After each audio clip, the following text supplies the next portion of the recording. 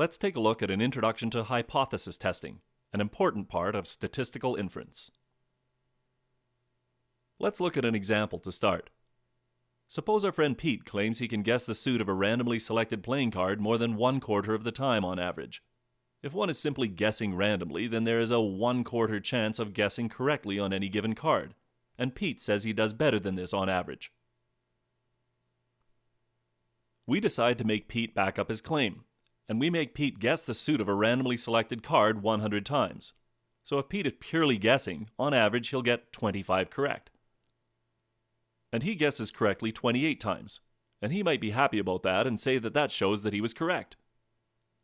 But does this really provide strong evidence that Pete has a probability of greater than 1/4 of correctly guessing the suit of a card?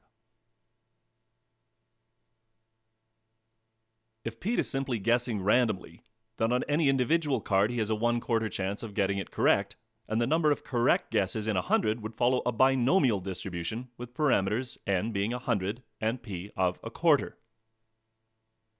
And that binomial distribution is given here. It is the distribution of the number correct if someone is purely guessing at the suits of 100 randomly selected playing cards. Here the possible values go all the way out to 100, but the probabilities get pretty small, so I've chopped it off here at 50 just to make the plot look a little nicer. And we might ask ourselves this question: what is the probability of getting 28 or more correct when guessing randomly? Pete actually got 28 correct, but had he done even better, got even more correct, we would have thought that was even greater evidence in favor of his claim. And so we're going to work out the probability that Pete would do as well as he did, or even better, if he's simply randomly guessing.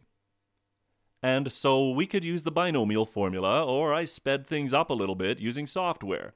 So if x is a random variable with this distribution, the probability that that random variable takes on a value bigger than or equal to 28 is approximately 0.278. So if Pete has a 1/4 chance of guessing correctly on any given card, the probability that he'd do as well as he did, or even better, is approximately 0.278. And that probability is not very small, so it is not unlikely to get this many correct due to chance. And so we would say that there is not strong evidence that Pete has better than a 1/4 chance of correctly guessing the suit. We just informally conducted a hypothesis test of the null hypothesis that P is equal to 1/4. Or in other words, that Pete does just the same as someone who is randomly guessing. And we tested that against the alternative hypothesis that P is greater than 1/4. Or in other words, that on average, Pete does better than someone who is simply purely guessing. And based on what we saw, we did not have strong evidence against this null hypothesis. But suppose instead Pete had guessed correctly 44 times. 44 is way out here, a very unlikely value to get if one is simply randomly guessing. And the probability of doing as well as that, or even better, probability that a random variable with this distribution takes on a value that's greater than or equal to 44 is 0.00027. And that is approximately 1 time in 37,000. So it would be very, very unlikely to do as well as Pete did, or better, if he is simply randomly guessing.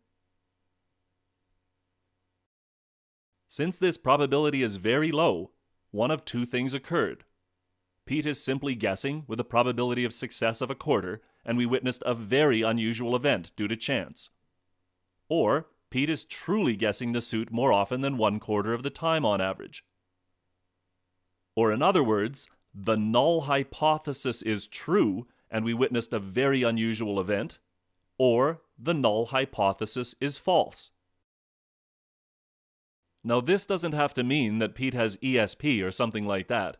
It could be something simpler, like we've designed our experiment poorly and we're inadvertently giving away information when we look at the card, or Pete has a friend standing behind us, signaling him sometimes. But regardless, we have some strong evidence against this null hypothesis. In general, in hypothesis testing, we turn a question of interest into hypotheses about the value of a parameter or parameters. We create a null hypothesis, denoted by H0, and an alternative hypothesis, denoted by HA. This null hypothesis is sometimes called the status quo hypothesis. It is the hypothesis of no effect or no difference. The alternative hypothesis is sometimes called the research hypothesis, because it is often the hypothesis that the researcher is trying to show. These ideas are a little bit abstract off the start, but it becomes much clearer as we work through examples. Then we calculate an appropriate test statistic that is based on sample data and determine how much evidence that gives us against the null hypothesis. And if the evidence against the null hypothesis is strong enough, if it meets a certain significance level, we can reject the null hypothesis in favor of the alternative hypothesis. We might also say that the evidence against the null hypothesis is significant. We might be interested in the question, do men and women have different average salaries after graduating university? Here, the appropriate null hypothesis would be that there is no difference, or in other words, the true mean for males is equal to the true mean for females.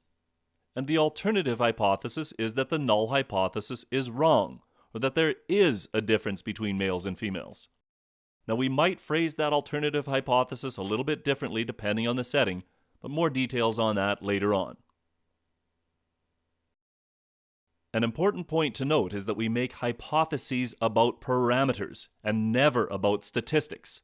So you should never see something like this, that X bar for males is equal to X bar for females.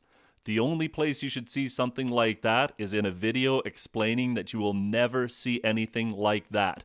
We make hypotheses about parameters and not about statistics. Or we might be interested in a question like, do 3 different production processes all have the same variance? So the null hypothesis is going to be that there is no difference, that those 3 population variances are all equal.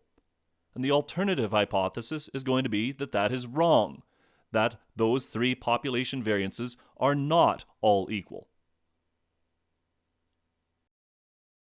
Or we might be interested in this question. Is the average weight of a certain type of candy bar different from the desired 58 grams? Well, the null hypothesis would be that the true mean is equal to 58 grams. And the alternative hypothesis might be that the true mean is different from 58 grams. Depending on the setting, we might choose a different alternative hypothesis. We might choose the alternative hypothesis that mu is actually greater than 58. Or in a different type of situation, we might choose the alternative hypothesis that mu is actually less than 58. The appropriate choice of alternative hypothesis depends on the setting, and we'll look at a few examples of that a little later on. But many questions remain that could not be answered in this brief introduction. For a given problem, what are the appropriate hypotheses? What is an appropriate test statistic to use? What is an appropriate significance level? When will we say that there is significant evidence against the null hypothesis? And does our data give us significant evidence against the null hypothesis? We're going to use 2 approaches in hypothesis testing to answer that question, the rejection region approach and the p-value approach, but much more on that later. And what is an appropriate conclusion to the practical problem at hand? In the end, we want to tie this into the questions we are trying to answer.